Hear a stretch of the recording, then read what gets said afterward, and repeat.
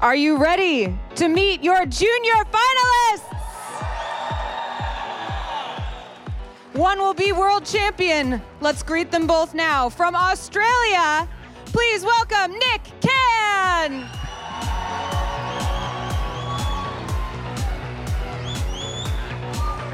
And to challenge him, we welcome from Spain, Tomás Serrano.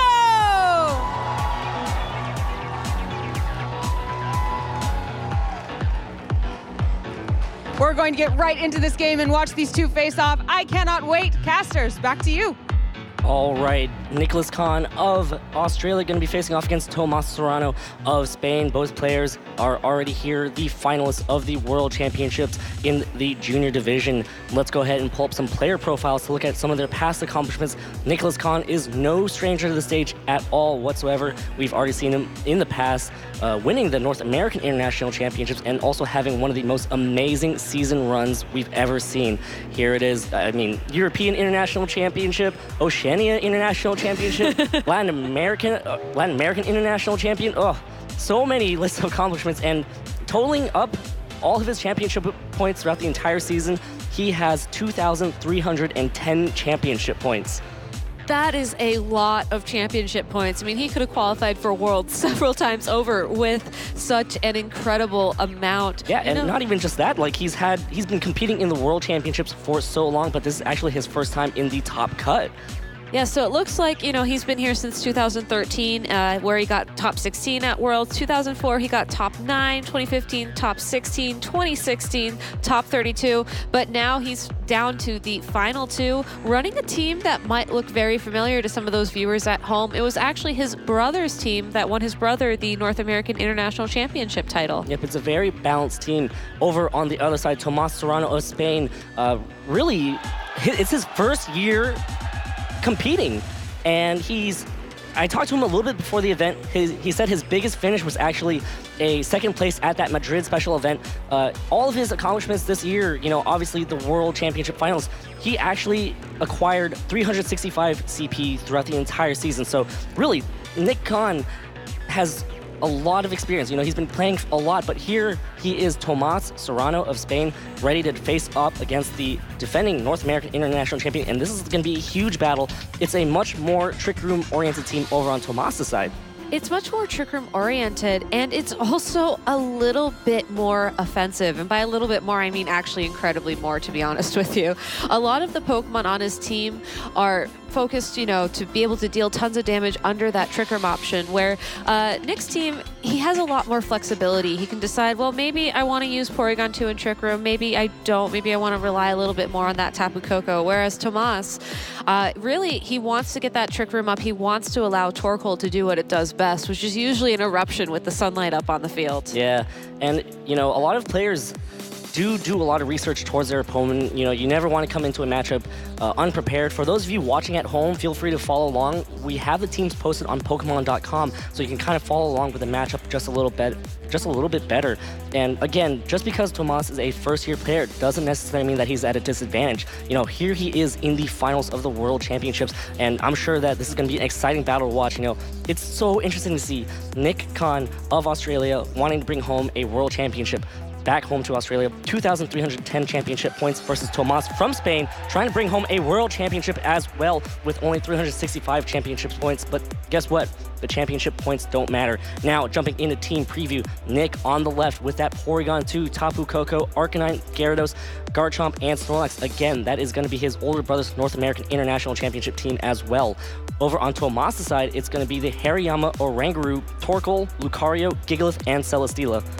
So I think Tomás's strategy going into this battle is going to be to focus on picking the best possible moves for the Pokemon on his team. If you take a look at the team on the Pokemon website, you might notice that a lot of his strategy revolves around, being able to make the right calls and set himself up so that he will be able to keep dealing damage. Whereas Nicholas, he has so much flexibility. He can switch things out. He has the Arcanine and the Gyarados for the potential of just cycling Intimidates over and over and over again to weaken Tomás's physical attackers. And here we are getting underway. Tomás going to lead with Hariyama and Oranguru. A priority for him will be to set up that Trick Room. Gyarados and Snorlax are going to be the leads for Nicholas Khan. Snorlax really enjoying a Trick Room, possibly. Yeah, Snorlax perfectly happy to stay on the field with the Trick Room. Gyarados can carry a move like Taunt, which would stop Oranguru from getting a Trick Room up, provided it's not holding an item such as that Mental Herb.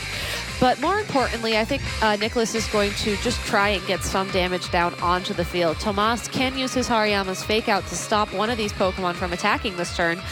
That's what it's doing. Here it is. The Fake Out lands on that Gyarados as Oranguru going for a taunt here. Ooh, gonna prevent that Snorlax from being able to set up any moves at all, as Snorlax can't go for that curse, which will slow it down, boost its attack and defense. So very, very good taunt right there from Oranguru. Oranguru moving before the Snorlax even to taunt it, which means, you know, Tomás might not need Trick Room at all in this matchup, even though his team seems so focused towards having that. Snorlax will be forced to attack now every single turn unless Nicholas switches his out, which he could do, but hey, a Z move from that Gyarados? It's going to be a supersonic Sky Strike from that Gyarados here. Going to try to get as much damage as possible and even pick up the KO on that Hariyama if it is a target into that Hariyama slot. So the red Gyarados actually does signify that it can have bounce, which is one way for it to access supersonic Sky Strike. And here we go. That is going to land on that Hariyama, but Hariyama is bulky, but not enough. That is just so much damage from that supersonic Sky Strike right there. And Hariyama was really Tomás's best option to knock out that Snorlax. So even though it can't curse, it can certainly start dealing damage with something like the high horsepower. Yep, and here comes that Trick Room from that Oranguru as Snorlax is forced to attack. And now Tomás has 4 more turns after that previous turn to kind of take advantage of this Trick Room. But again, Snorlax isn't a speed Pokemon either. It isn't a speed Pokemon, but without the use of a move like Curse that lowers Snorlax's speed by 1 stage, provided that Tomás's Gigalith has been trained so that it's very, very slow, you know, maybe having one of those natures that will decrease its speed and foregoing any sort of special training in that speed stat, it can underspeed the Snorlax. And then it can use a move like Rock Slide or Stone Edge to get the same type attack bonus and try and knock Snorlax out over a couple of turns. Taunt will run out after this next turn, thanks to that little sign that popped up there on the game screen. So something that Tomás has to keep in mind, but Nicholas not even really giving Tomás the option to get that knockout quite yet. Garchomp is going to switch in, which can take Rock Slides much, much better here as Gyarados protects itself. Not going to want to get hit by a possible 2 Rock Slides thanks to Oranguru's Instruct. And here's the first Rock Slide here, hitting into that Protect on Gyarados, and of course Garchomp taking it just a little bit better than that Snorlax would. Now, the Oranguru going for that Instruct, again, going to make Gigalith go for yet another Rock Slide, going to hit onto Garchomp as well. I think Nicholas needs to start cycling those Intimidates as we go into the next few turns of this game. The fact that Snorlax is in the back will provide a somewhat safe switch for that Gyarados, so it can leave the field and then return with an Intimidate to lower that Gigalith's attack.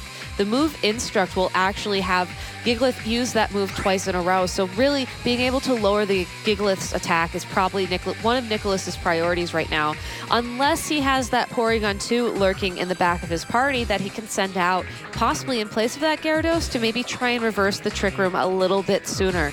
Until he's able to underspeed that Gigalith, he always runs the risk of that Rock Slide flinching one of his Pokemon, and because of the Instruct, because Rock Slide is essentially being used twice per turn, that's a really high percentage that you don't want to be risking. No switch at all as Tomás uses Rock Slide, hits that Gyarados. And one thing about Rock Slide, you going twice, that could possibly mean that Garchomp can flinch. That is an increased chance to flinch thanks to having 2 Rock Slides. And you can hear the crowd going off right now. Gigalith going for yet another Rock Slide. This time it is full power. It is even enough to pick up the Garchomp KO. Wow, that Gigalith is doing so much damage.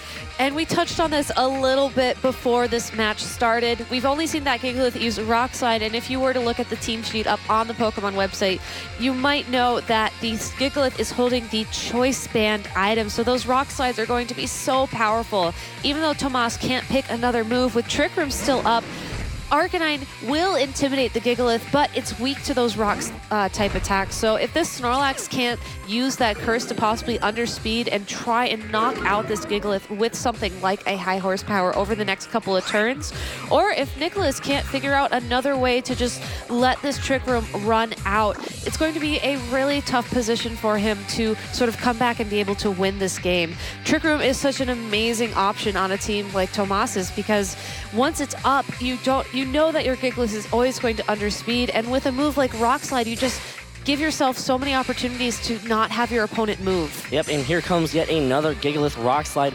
Gonna hit into that Snorlax slot as Arcanine protects, trying to stall out this last turn. Wow, so much damage with a critical hit. Snorlax is gonna go ahead and munch away on its berry to heal back 50% of its hit points. So again, that Gigalith is doing so much damage. Snorlax now using Curse, gonna slow itself down, but again, one big thing is gonna be that defense boost that it's gonna get, which will allow it to take these Rock Slides just a little bit better, and also set it up to be able to start attacking. Here it is, another Rock Slide from that Gigalith here. Once Trick Room expires, Gigalith can go for flinches on that Snorlax now. Arcanine protecting, preserving it for another turn, but Snorlax dodges that. So here it is, Trick Room should expire by the end of this turn as all Pokemon again take more chip damage from that Sandstorm. Sandstorm is pretty great for that. It's not always the amount of damage you need to ensure a knockout, but every little chip closer to that 0 is always going to be something beneficial. In Nicholas's case, the Snorlax will probably underspeed that Gigalith right now. Again, it depends on how it's trained, but most of the time you can count on that after a curse. Might be a good opportunity for him to target down that Gigalith with the high horsepower, because if Gigalith is knocked out, Oranguru cannot instruct it to do anything, and Tomás just playing it super safe. Yep, Celesteela has a much better matchup against that Snorlax. Arcanine going for an extreme speed here, gonna try to get the KO on Oranguru before it can go move. And here it is, Snorlax goes for his Facade, hits that Oranguru slot and gets the KO. Big knockout from that Oranguru there. Not able to taunt that Snorlax to prevent it from cursing yet again. A great prediction by Nicholas there by targeting down that Oranguru. Now that the Twisted Dimensions have returned to normal, Tomás will not be able to set up a second Trick Room. On the other hand, Tomás, we know that the Gigalith will outspeed that Snorlax probably because of that curse. We haven't seen that play out yet, but it's certainly something that is a very safe assumption for Tomás and Nicholas to make right now. So Nicholas needs to figure out, how do I knock out the Gigalith? How do I knock out this Celesteela? Given the fact that, we know that the Gigalith is probably going to get one attack. It's probably going to be one of those Rock Slides, and it's really going to threaten my Arcanine on the field. It might be best to just keep it safe for now. Arcanine now protecting itself as Celesteela protecting itself as well. Right there, the play was for Tomás to deal with that Arcanine while the Gigalith deals with it and protects Celesteela, but instead Nicholas protects his Arcanine, and here comes another Rock Slide on that Snorlax, bringing it down to a little bit over 50%, and Snorlax using this turn to go for another Recycle. So those curses are paying off. I apologize for the mistake that I made early because that Trick Room actually expired just recently. No worries. I counted wrong. It's hard to keep track. I feel like the developers put that little box in the game just to help everybody out because there's so much going on right now. Snorlax recycling the berry, though, a very great play. Protect, and Arcanine gets to go for a Flare Blitz onto that Celesteela slot here. Gonna do big damage, but Celesteela can hang on with just a sliver of health right there. Arcanine taking a lot from recoil as Gigalith goes for a Rock Slide. Connects on both Pokemon here. Should get the KO on Arcanine, and Snorlax gets chipped away, but is Snorlax going to be able to move here? Because that Snorlax is going to be threatening that Gigalith with a high horsepower. Gigalith does have a very high physical defense stat, but is it going to be enough? But Snorlax goes for a Facade instead, trying to get the KO on that Celesteela. So right now it's down to the Gigalith on Tomás' side versus Nicholas's boosted Snorlax, so this is going to be pretty close. Like I said, if there's a Rock Slide, there's a way. If there's a Rock Slide, there is a way, but Rock Slide isn't the most accurate move. High Horsepower isn't the most accurate move, so it might come down to a little bit of luck, but on both of these trainers' sides. Tomás needs the Rock Slide to connect and needs it to flinch probably a couple times. Here is the first Rock Slide, connects on Snorlax, still does so much damage as Snorlax uses Recycle here, so it is going to go ahead and heal back 50% of its hit points with that Aguave Berry. So again, Tomás still needs to fish for a lot more critical hits. Yeah, we're probably Or flinches. crits or flinches, really. Either I think will work well. We'll probably see this kind of turn play out a couple more times as we enter sort of the final phase of this game. It really depends on how risky Nicholas wants to play it. I think for now he's playing it very safe, prioritizing the recycles over attacking, which should, barring flinches, give him more turns to try and have a high horsepower connect and hopefully knock out that Gigalith. Yep, and these players are moving super fast right now. Snorlax recycles. Gigalith goes for a rock slide here. A critical hit should get the KO. Is it going to be a critical hit? It is not. Snorlax hangs on and going to go ahead and eat at that Guava Berry. And now Nick, if the Snorlax flinches, that could be dangerous.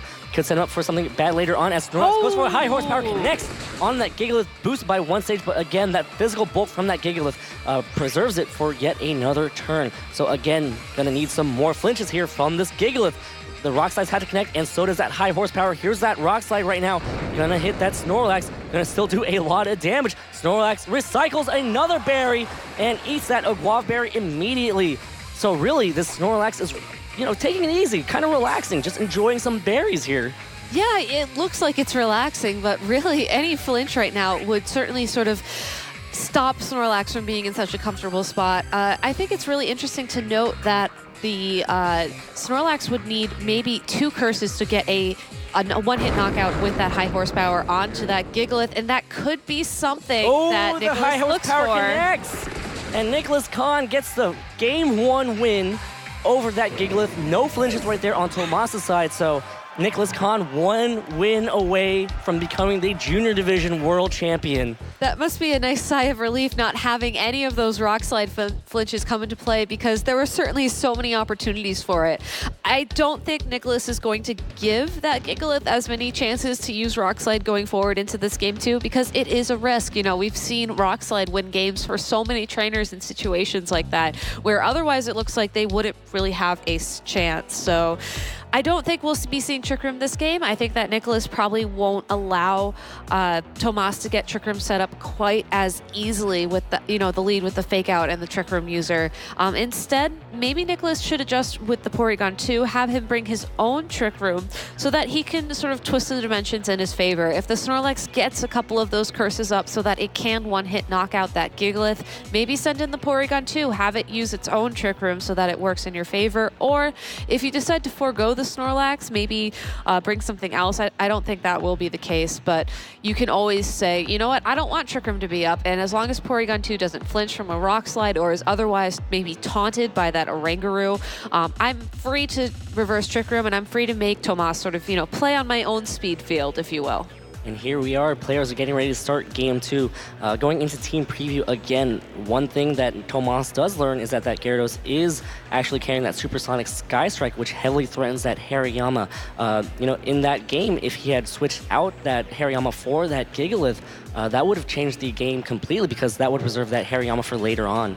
It would have, but it would have also gotten a little bit of damage onto that Gigalith, which meant towards the end of the game, it might have just been a knockout for that high horsepower. But it's hard to say how situations like that would play out. I think you can't really think that way about Pokemon. You just got to focus on, well, now I know that the Supersonic Sky Strike is an option for Gyarados to handle my Hariyama. Rather than think about how that would affect the last game, maybe I should just stop it from happening this game. Yep, I mean, if Tomás ends up in the exact same situation, maybe that is one option for Tomás. Maybe it's just the way the cards play. Celesteela, unfortunately, didn't get to do much that past game, so I wonder if Tomás will maybe either switch out Celesteela or, do some more things with it. And here we go, Game 2 between these two wonderful junior players, Gyarados and Snorlax. The exact same leads for both sides, as Hariyama and Oranguru are the leads for Tomás. So again, this could play out exactly the same as Game 1 right now, right off the bat. It could, but we know a couple things that we didn't know in the past game. We know that Oranguru really is not threatened right now. If it wants to taunt, it can taunt. If it wants to Trick Room, it can Trick Room. Whereas that Hariyama could be knocked out at any point in time from that Supersonic Sky Strike. Probably not this turn. We know Hariyama has the fake out, might try to fake out the Gyarados, but Gyarados instead just leaving the field, trying to preserve that as an option for later. Yep, Gyarados did his job right here, intimidating that Hariyama. The fake out lands on that Garchomp slot. Garchomp's Rough Skin will activate as Hariyama takes some damage because of that, and Oranguru, again, scared of that Snorlax being able to set up going for a taunt, but is Nicholas going to see through that? Nope, still goes for yet another curse. You know, it's not too bad to try. What if Tomás tried to do something different? You know, and I don't think that taunt really affected him much in game one. It would have given him an opportunity to maybe start threatening that Gigalith a little bit sooner, but overall he was able to make up for that lost time. And switching out to remove the taunt is another way to do that. Yep, Snorlax now switching out, resetting that taunt, and getting Gyarados back in for yet another Intimidate. So now that Hariyama is actually at 2 stages of decreased attack, essentially having its attack stat as Garchomp goes for an Earthquake, so that switch also allows Garchomp to go for this Earthquake without damaging his own side. That does a lot of damage to that Hariyama and also a little bit of damage to that Oranguru, but here we go. It's going to be an all-out pummeling. It is most likely going to land into what was that Snorlax slot, and that Gyarados does not mind taking all-out pummeling at all. So here we go. There it is, the Fightinium Z activating as the all-out pummeling comes out. It's surprising to see a Hariyama holding a Fightinium Z crystal. Normally they have the ability Guts, which will raise their attack when affected by some sort of status, and will hold an item like a Burn Orb or a Poison Orb to take advantage of that. Instead here, going for damage, but just not finding it. Yep, and Oranguru now setting up the Trick Room, so there are going to be 4 more turns after this turn in order to kind of take advantage of having your slow Pokemon come in. Yes, but it's going to be a very tricky switch for Tomás. With that Garchomp on the field, Oranguru, nothing we've seen from it really can threaten to stop that Earthquake. You know, it doesn't get a move like Wide Guard to protect it. Hariyama can learn it, which, you know, switching out the Oranguru to send in the Gigalith and then Wide Guard to stop the Earthquake would be a great option, but might not be carrying it, actually. So Tomás might be forced here to just hope that Nicholas will knock out one of his Pokemon this turn. We already saw that Earthquake deal over half damage to that Hariyama in 1 hit, so that he can send the Gigalith in for free, underspeed that Garchomp, and then hopefully knock it out in 1 go. Yep, and here comes a close combat from that Hariyama hitting into that Garchomp slot. Still, you know, that Intimidate is paying off so well as Hariyama's defenses are getting dropped now. Garchomp's Rough Skin again activating and again chipping away at that Hariyama. Here comes a Side Shock from that Oranguru. Gonna connect onto that Garchomp. Gonna bring it down to about 40%, and here comes a Supersonic Sky Strike from that Gyarados. Gonna get ready to pounce on that Hariyama or even on that Oranguru to get the KO. I don't think Nicholas needs the Supersonic Sky Strike for a KO, though. So on the one hand, you might look at it as, well, yes, he's being able to knock out one of the Pokemon on Tomás's side of the field, but on the other hand, you know, that's what Tomás wants. With this Oranguru gone, you know, yes, oh, never mind. Yep, Garchomp, that puts it in range for the Garchomp Earthquake, though, so here it comes. That Earthquake is going to go ahead and knock out the Hariyama and the Oranguru, so now Tomás down to his final 2 Pokemon in this tournament, and this could be it. Nicholas Khan might be in good position to seal the deal here in Game 2 of the World Championships Finals. If it's that Trollkoal and that Gigalith combination, though, I think Nicholas still has a bit of a battle ahead of him. Again, we know that the Gigalith has Rock Slide. We know that it's Choice Banded. That Celesteela is known for playing a very long game. If Nicholas doesn't have a Pokemon in the back to sort of help it out, you know, when paired with this Gigalith, especially with Trick Room up, Gigalith can open up opportunities for Celesteela to use Leech Seed to steal the health of Nicholas's Pokemon, to sort of work its way slowly through the party so that by the time it's down to maybe a 2-on-1 situation, we know one of those Pokemon is Snorlax. We know that it's only, most likely its only attacking move that can hit the Celesteela is that Facade. It's just not going to be able to do a lot. Garchomp now switching out, gonna save it for later. It does have a good matchup against that Gigalith, as Gyarados gonna preserve itself as well, gonna protect itself and not get KO'd from a possible Rock Slide. Gigalith now going for a Rock Slide. It is going to hit that Snorlax here. Without that Curse Boost, we'll be taking a little bit more damage as Snorlax gets taken down about 40% of its hit points. Celesteela now going for a Heavy Slam. It is going to hit that Snorlax. Is it going to activate the Berry? It is going to be able to activate that Guava Berry. So that's good information to have. You know, the Rock Slide and that Heavy Slam might be able to get the KO coming into the next turn. Gonna force Nicholas to recycle with that Snorlax if he wants to preserve it for later on. It's going to force him to recycle, but if he uses Curse this turn, he'll actually underspeed that Gigalith going into the next turn. So it might seem like a little bit of a gamble, I think, but overall, the long-term effect will be if he's able to get this one Curse, he's guaranteed a recycle. Gyarados now switching out, Going to switch in Garchomp, which takes those rock slides much, much better. But again, this Gigalith does a lot of damage because it's carrying that choice band. Here it is, a rock slide going to connect on Garchomp and Snorlax. Again, so much damage. And Snorlax does go for the curse right here to allow that Snorlax to underspeed the Gigalith next turn and allow it to possibly set up a recycle. And again, well, Snorlax with one curse, it's kind of scary under Trick Room as Celesteela goes for Leech Seed, but Snorlax avoids it. So there you go, Celesteela really trying to set up for that end game, trying to stay on the field as long as it possibly can, but unfortunately for Tomás, it misses.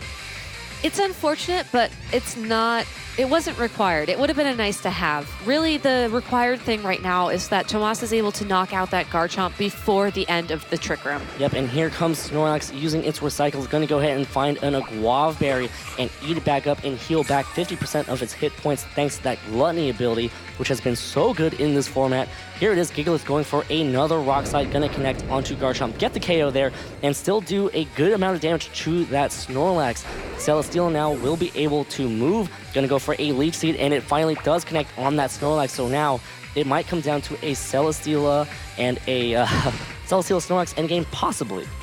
Possibly. We'll have to see. I think we're a few turns out from being able to confidently say what will happen. You do have to wonder if Nicholas has brought that Arcanine. We haven't seen it quite yet, but now that Trick Room has expired, if he wanted to start using Intimidate after Intimidate after Intimidate to lower Gigalith's attack power slowly, it would be a great time to do so. The Gyarados will start that process, intimidating both that Gigalith and that Celesteela. For Tomás, I think he has to worry a little bit about that Gigalith, but not quite yet. We know that the Snorlax only has one curse. We saw Gigalith survive the high horsepower, so barring something like a critical hit, Gigalith should be able to at least try and attack that Gyarados once. Gyarados now protecting a Celesteela, goes for a heavy slam into that Snorlax slot right now. It is going to do a little bit of damage. Snorlax is also a very heavy Pokemon. Gigalith now going for a Rock Slide. If Snorlax... Snorlax avoids it, and Snorlax goes for the high horsepower. Going to connect onto that Gigalith and put it within waterfall range for that Gyarados. So a great play right there from Nicholas to preserve that Gyarados. A great play and really just great positioning for him.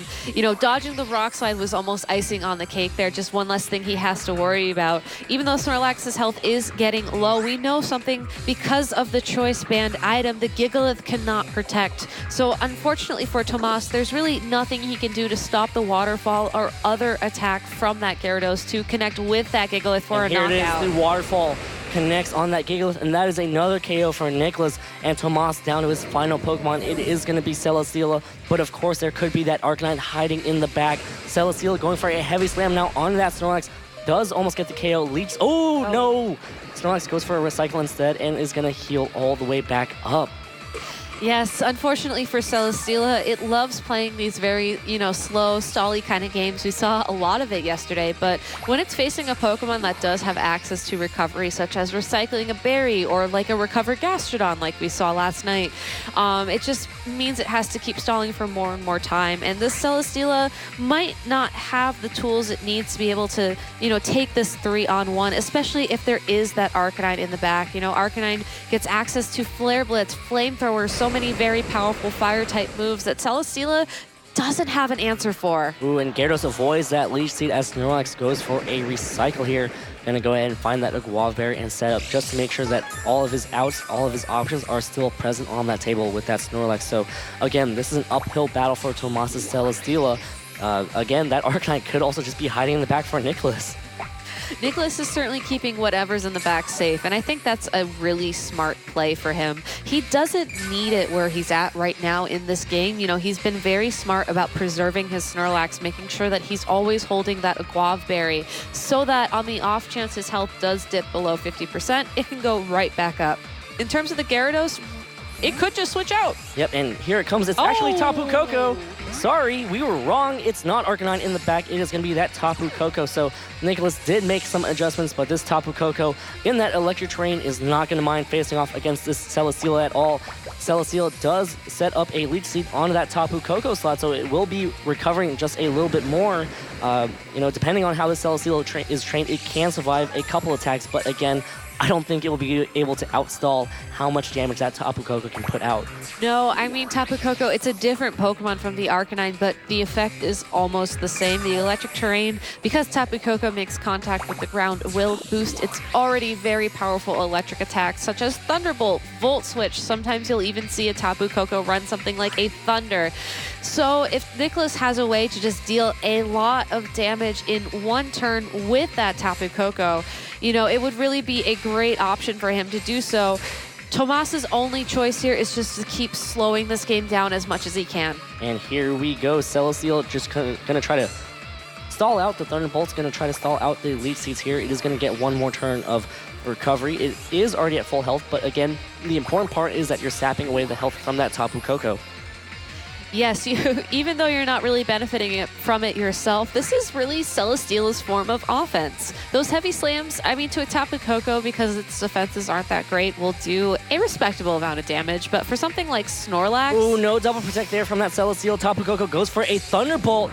Boosted by that electric terrain, Celesteal hangs on with just a sliver of health. Here comes the facade from that Snorlax with a boosted curse. It does get the KO. Celesteal, and Nicholas Khan is your 2017 Pokemon video game world champion in the junior division. Well played set from both players. Congratulations to Nicholas Khan. And of course, you know, Tomás, you played an exceptional set as well. Your team is very cool. Your team has a very good build. You know, second place is nothing to laugh at. But today, the championship goes to Nicholas. What an incredible accomplishment for both of these trainers. You know, Tomás, his first year competing in the junior division, going from all the way, you know, from just your grassroots, just at those mid-season showdowns, just playing for fun, coming all the way to the world's final stage, and just playing really a couple of wonderful games of Pokemon. Congratulations. But Nicholas, you know, the Khan family has a lot to be proud of today. What was that, like 4 international championship wins between the brothers? Yeah. And also now a world championship title to bring home to Australia. And again, you know, this was Nicholas Khan's first time in the World Championships top cut. So many years before, he's made the top 16. He bubbled out at 9th in 1 year even, and this is it. It culminates in your first top cut of the World Championships and, of course, your first championship title. So now the Khan family actually has 2 World Championship titles because Chris Khan actually took home a World Championship title as well. They're a family of champions. Yeah, they're a family of champions. And if I were, you know, Chris Khan's in Chris Spawn's spot, I would be so proud of my little brother. Like, that was the team that he used to win the North American International Championships, and his brother was just able to pilot it incredibly well throughout this weekend and throughout the finals today. You know, I find it incredible that he was able to, you know, keep that Snorlax always with its berry, just always so well managed. I think one thing a lot of trainers struggle with, especially with the Pokemon like Snorlax, you're very tempted to start attacking after you get a curse or 2 up. You know, you boost your attack, you boost your defense, you just think you're fine. But in reality, when playing Snorlax, the most important thing is ensuring that you always do have a berry sort of on standby, so that if something does happen like a critical hit or like a flinch, you can recover that health and sort of pretend like that didn't happen. Yep, and of course, going into Game 1, it was actually very close. That Gigalith was putting out so much damage because of that Rock Slide, boosted by that Choice Band. And of course, also, when you get 2 chances at Rock Slide, you know, that makes it even better because there's so many more chances to flinch. You know, Nick was able to see right past that and was able to preserve his resources properly, allowing that Snorlax to set up for that final KO on that Gigalith. And of course, in the Game 2, you know, Oranguru was dealt with a lot faster than it was in Game 1. That Supersonic Sky Strike from that Gyarados was able to set up a KO on that Oranguru with that Garchomp Earthquake. So, you know, well played from both players. Nicholas Khan, congratulations, you're a champion. But guess what? I think we should just hear from Nick himself. Go ahead and take it away with an interview, Anna. Nick, we saw you after that game just kind of sit back and take a really big, deep breath. How are you feeling after that match? Oh, well, yeah. A little bit overcome, right? Yeah, yeah. It was a crazy match, and you know, you're standing here now as the world champion. I know that's something you've worked really hard for. How does it feel? It feels really good, like, considering my brother won the TCG World Championships back in 2011, so, yeah, I guess I'm finally good enough to become the world champion, so I'm really happy about that. Yeah, you've had an amazing showing all year, and your whole family has been behind you here. Is there anything you want to say hi or thank you or hello to your family? Well, I just want to give a quick shout out to my brother for helping me with my team. And also my friend James, who also helped me get part of my team ready for this event. So thanks to them. You have a fantastic team. It worked really well for you. People at home are going to be watching and trying to learn from you. Is there anything either about your team or just about practicing or about the Pokemon community that you want to give advice to other players on? Yep. So if you're starting out to become a competitive player, I suggest you just start off at local tournaments and get better from there, and after enough time go and travel around to other places, and then just get going from there. And one last thing I want to ask you about, that's great advice. There's also a lot of people in Australia that are proud of you representing them. Is there anything you want to say to Australia? I guess our country's the best. I guess so. Congratulations again, Nick. Thank you very much. Guys, we'll be right back with more from the Pokemon World Championships right after this.